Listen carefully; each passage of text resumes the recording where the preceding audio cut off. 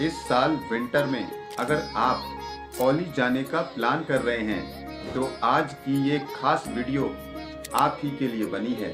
इस वीडियो को आखिर तक जरूर देखिए और ओली ट्रिप की पूरी जानकारी लीजिए। अगर आप ओली की खूबसूरती को करीब से देखना चाहते हैं तो आपको यहाँ दिसंबर से जनवरी के बीच ही आना चाहिए, क्योंकि दिसंबर से लेकर फरवरी तक यहाँ काफ़ी ज़्यादा स्नोफॉल होती है और यह समय स्नोफॉल और विंटर एक्टिविटीज़ के लिए सबसे अच्छा होता है। इसलिए आपको यहाँ दिसंबर से जनवरी के बीच ही आना चाहिए।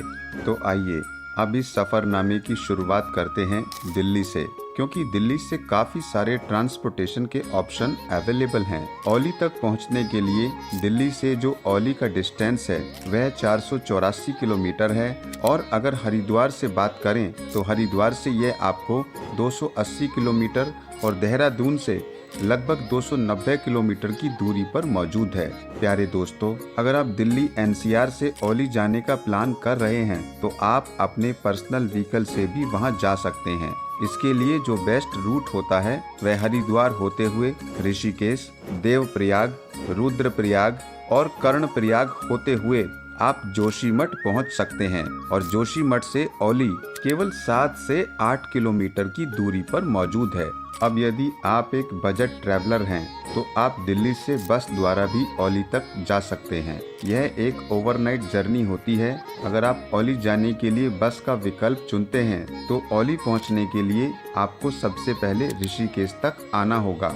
ऋषिकेश पहुंचने के बाद आपके पास जोशीमठ तक जाने के 2 ऑप्शन हैं। पहला शेयरिंग कैब या टेम्पो ट्रेवलर और दूसरा है बस। लेकिन बस ऋषिकेश से केवल सुबह 6 से 8 बजे तक ही चलती है, इसलिए अपना टूर इस तरह से प्लान करिए जिससे आप ऋषिकेश में सुबह सुबह पहुंच सकें और जोशीमठ तक जाने वाली बस का टिकट ले सकें। अब जोशीमठ पहुंचने के बाद ओली तक जाने के लिए आपके पास केवल 2 विकल्प हैं। पहला विकल्प है रोपवे। आप रोपवे से जा सकते हैं और कुदरत के नज़ारों का भरपूर आनंद ले सकते हैं। और दूसरा विकल्प है आप अपने व्हीकल के द्वारा बाय रोड भी जा सकते हैं। लेकिन सर्दियों में हैवी स्नोफॉल होने की वजह से कई दफे रोड पर भारी ट्रैफिक जाम मिलता है या कई दफे तो रोड ही बंद मिलती है।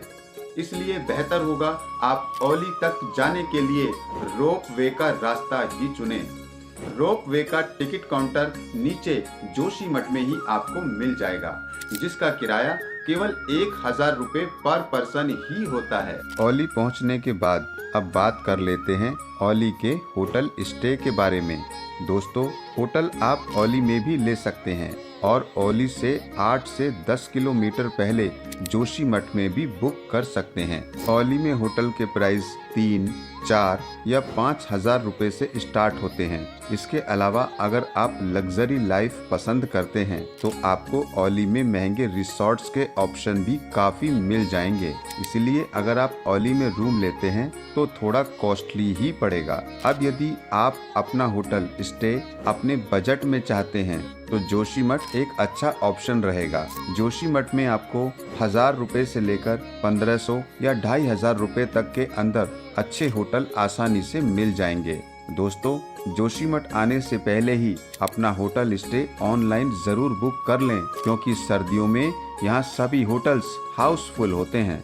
दोस्तों, अब अगर आप अपना होटल अगर जोशीमठ में लेते हैं तो आप रोपवे बुक करके केबल कार के जरिए स्नो कवर, माउंटेन्स और हिमालय के अमेजिंग पॉइंट्स का एंजॉय करते हुए ओली के लास्ट पॉइंट तक आसानी से पहुंच सकते हैं। ओली के लास्ट पॉइंट पर टूरिस्ट कई प्रकार की स्नो एडवेंचर एक्टिविटीज करते हैं, जैसे trekking, camping, snow mobile ride, snow boarding slope और स्नो स्कूटर राइड। लेकिन इन सब एडवेंचर एक्टिविटीज के प्राइस काफी ज्यादा होते हैं, इसीलिए अगर आपको बार्गेनिंग करनी आती है तो आप इन सब एक्टिविटीज का प्राइस थोड़ा कम भी करा सकते हैं, जिसके बाद में ये काफी अफोर्डेबल रेट्स में आपको करने के लिए मिल जाते हैं। यहाँ लार्ज स्केल पर बर्फ से ढका एरिया और सबसे अच्छी स्कीम ढलान है, जहाँ इंडिया की सबसे फेमस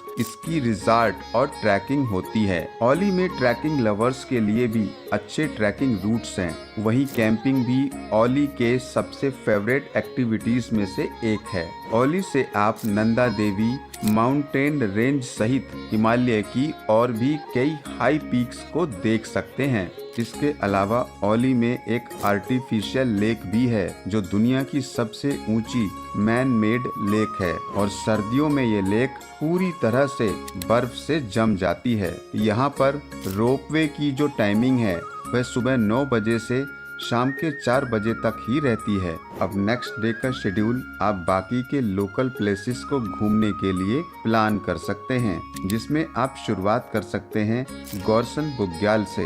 यह एक ब्यूटीफुल टूरिस्ट प्लेस है, जहां पर आप नंदा देवी, द्रोण और त्रिशूल जैसी माउंटेन पीक के दृश्यों का एंजॉय कर सकते हैं। यह स्थान बड़े बड़े ओक के पेड़ों से घिरा हुआ है। इसके लिए आपको ओली हिल स्टेशन से इस प्लेस तक पहुंचने के लिए लगभग 3 किलोमीटर की ट्रैकिंग भी करनी होती है। इसके अलावा ओली में कवानी बुग्याल ट्रैकर्स के बीच एक पॉपुलर डेस्टिनेशन है।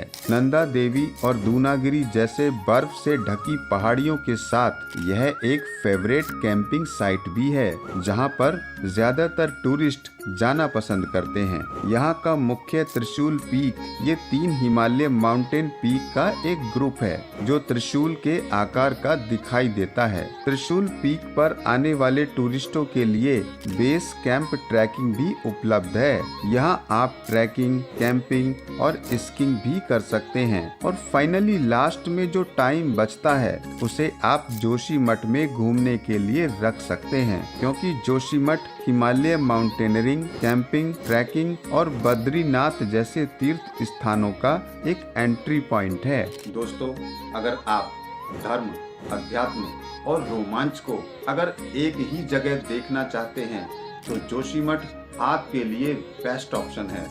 इसके अलावा आप अपने टूर प्लान और टाइम शेड्यूल के अकॉर्डिंग जोशीमठ के कुछ आसपास के और अट्रैक्शन भी कवर कर सकते हैं, जैसे सेलधार, तपोवन, चिनाब झील, नंदा देवी और छत्रक आदि।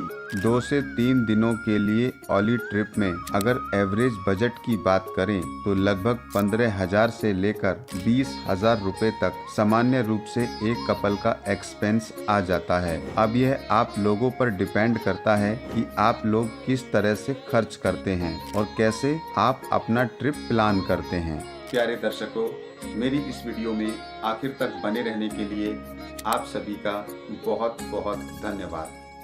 आशा करता हूँ मेरी ये वीडियो आपको पसंद आई होगी। इस वीडियो से रिलेटेड अगर आपकी कोई क्वेरी है तो मुझे कमेंट में लिखकर ज़रूर बताइए। आपसे एक बार फिर मुलाकात होगी मेरी एक नेक्स्ट वीडियो के साथ। तब तक के लिए जय हिंद, जय भारत।